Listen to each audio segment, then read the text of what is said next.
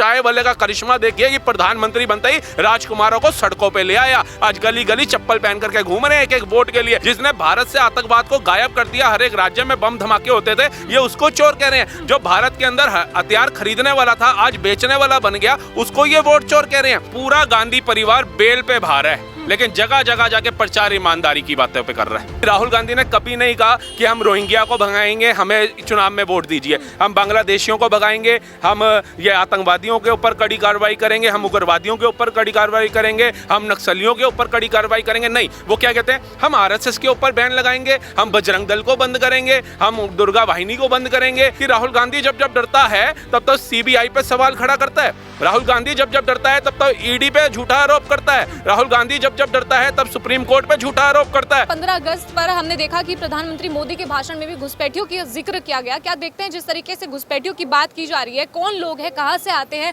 और क्यों इस बार जो है घुसपैठियों की बात लगातार की जा रही है? देखिए, घुसपैठिए जो भारत में घुस चुके हैं उनको बाहर कैसे निकालना है, इसके ऊपर काम होना चाहिए। हम भी देख रहे हैं विपक्ष कह रहा है कब आए, विपक्ष के प्रवक्ता आ रहे हैं कब आए, मोदी जी की सरकार है 11 सालों से कब घुसे। अरे वो 11 साल से ही आए क्या? सुप्रीम कोर्ट ने कितने समय पहले ये आलोचना कर दी थी कि 2-2.5 करोड़ घुसपैठिए घुस चुके हैं। अभी जब भारत सरकार ने घुसपैठियों की जो एक पकड़ी गई थी टीम जिनमें 25 सदस्य थे, उनको उठा के समुद्र में फेंक दिया था, तो मानव अधिकार वाले कोर्ट में पहुंच गए, भाई मानव हनन की हत्या है ये। तो आप बताइए, इन घुसपैठियों ने जब बांग्लादेश के अंदर हमारे हिंदू बहन भाइयों को काटा, मारा, तो क्या वहां पर किसी ने बोला था मानव अधिकार की हत्या और या मानव हनन की हत्या और ये नहीं बोला ना? तो भारत के अंदर ये प्रेम क्यों प्रकट हो जाता है, मुझे तो आज तक नहीं समझ आया। और यही जब घुसपैठिए आपकी बहन बेटियों के साथ रेप करते हैं, आपके घरों में घुसते हैं, चोरियां करते हैं, गर्दनें काटते हैं, फिर आप कहते हो सरकार कुछ नहीं करी। मैं सरकार कुछ करे तो भी दोषी हो रही है, सरकार कुछ ना करे तो भी दोषी है।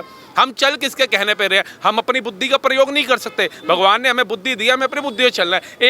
एक कांग्रेस का लीडर निकलता है, पहले कहता है ईवीएम को हैक कर लिया, फिर उसके बाद कोई सबूत नहीं होता, चुनाव आयोग वाले 2-3 बार बुलाते हैं, नहीं जाता वहां हैक करने, अपनी मिट्टी बलित कराता है, फिर उसके बाद संविधान की किताब उठा करके चल पड़ता है और लोगों को गुमराह करता है जी संविधान खतरे में आ गया।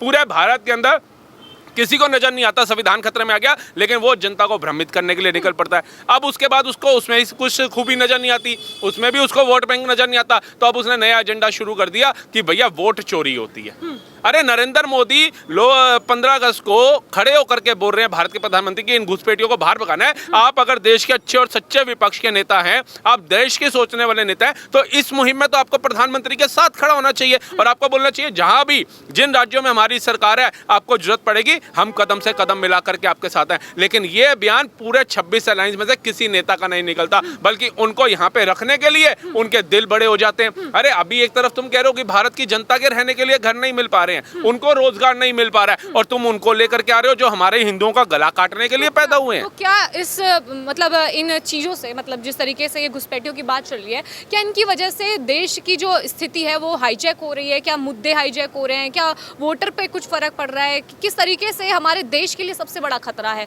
बहन बेटियों की तो आपने बात की, लेकिन अगर इनको वो अधिकार मिल जाए जो हमारे देश के नागरिकों को मिलता है, अगर इनको अधिकार मिल जाए तो किस तरीके से जो है नुकसान हो सकता है? नुकसान हो ही रहा है। अब ये कहते हैं पहलगांव, पुलवामा का कैसे हो गया, पुलवामा कैसे हो गया, पहलगांव कैसे हो गया, पहलगांव कैसे, ये क्या उनको पाकिस्तान में बैठे बैठे सपना आ रहा है कि पहलगांव की इस जगह पे ज्यादा टूरिस्ट जाता है और पुलिस और आर्मी यहाँ पे कम होती है, या इंडिया गेट की तरफ आर्मी और पुलिस ज्यादा होती है लेकिन इंडिया गेट से थोड़ी सी आगे आओगे वहां कम होती है? ये कौन है? ये स्लीपर सेल्स का काम करने वाले ये घुसपैठी हैं। भारत का जो नागरिक है, भारत का जो देश का सोचने वाला नागरिक है, वो कभी भारत के साथ दगा नहीं करेगा। लेकिन इन लोगों को जब बाहर भगाने की बात होती है तो यही विपक्ष के नेता छाती पीटते हुए नजर आते हैं। ये भी जा रहा है कि लगातार 11 सालों से ये बात हो रही है कि घुसपैठिए आ रहे हैं, लेकिन ये लोग आते कहाँ से हैं? आरोप लेफ्ट पर लग रहा है, लेकिन आ कहाँ से रहे, सवाल ये भी है। मैडम क्या होता है, आधे से ज्यादा भारत की जनता को ना 2 चीजें नहीं पता होती। एक मैं आपको बताता हूँ, एक क्या होता है, जैसे हम दिल्ली जैसे शहर में रहते हैं, अब एमसीडी के अंदर क्या आता है और दिल्ली सरकार के अंडर क्या आता है, विधायक के अंडर क्या आता है, लोगों को ये नहीं पता। लोग सोचते हैं विधायक जो होता है ना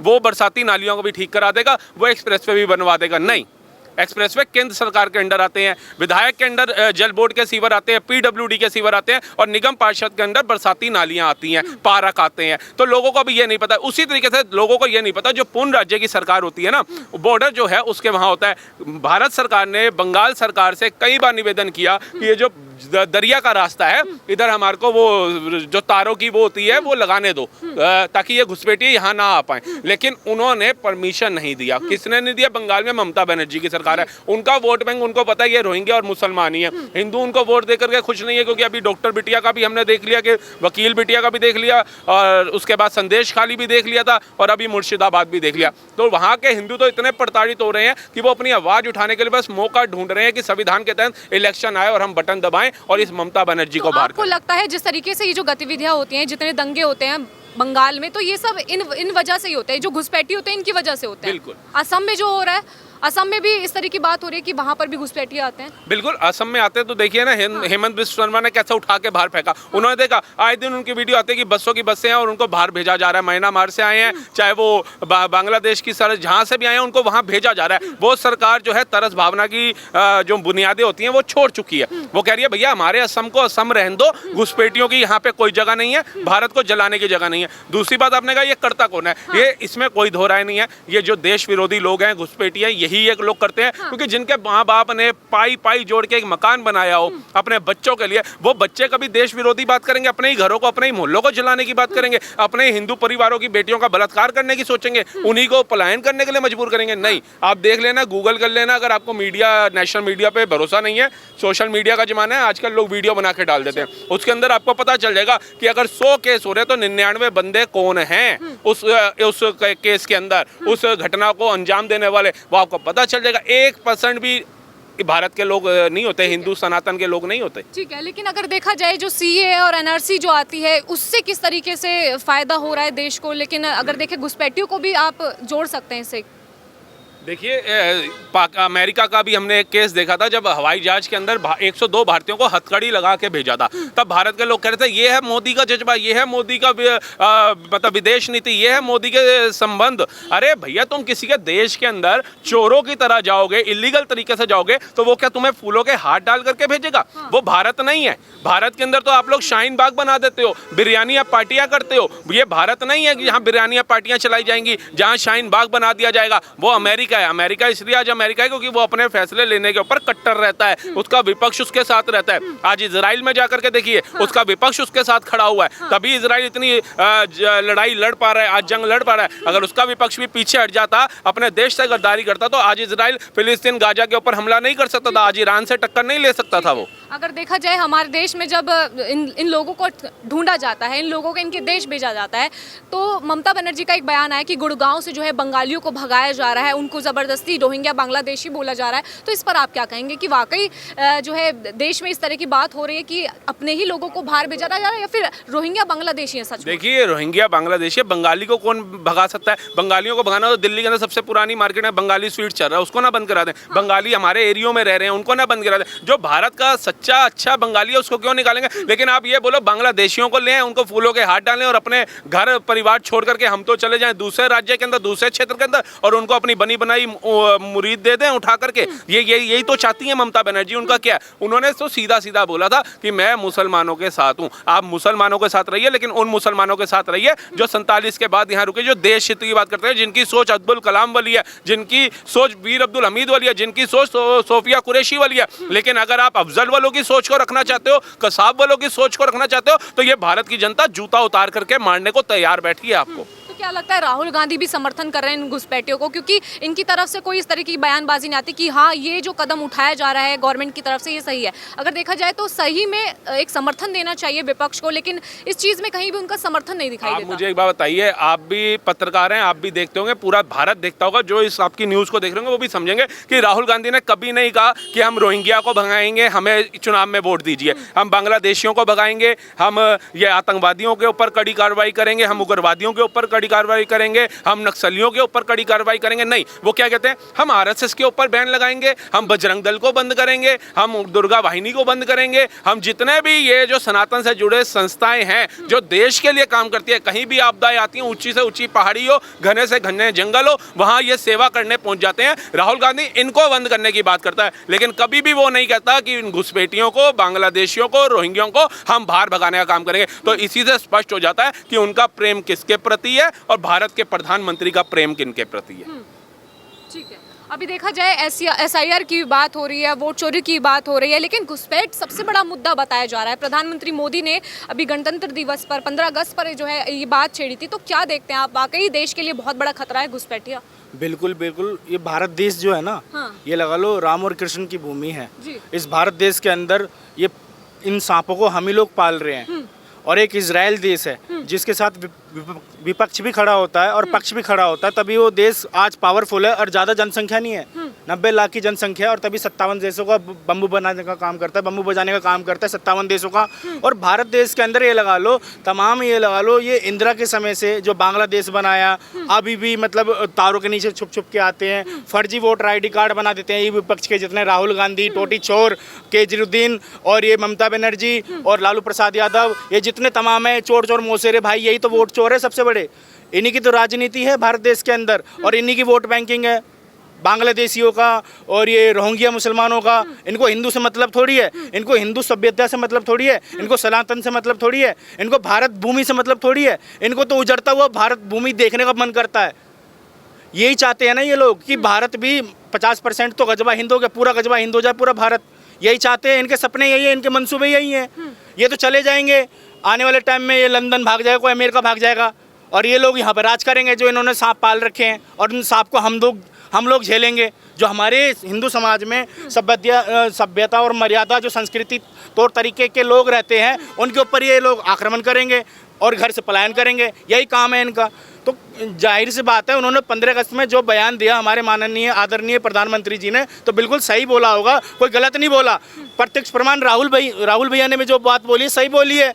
पूरा भारतीय जानता है कौन वोट चोर है, कौन गद्दार है और कौन ये लगा लो भारत देश के अंदर रह के गद्दारी करता है। क्योंकि उनको भारत देश का खाना सब कुछ यही चाहिए, रात दिन यही चाहिए, लेकिन भारत देश का कानून संविधान नहीं चाहिए, उनको सरिया चाहिए।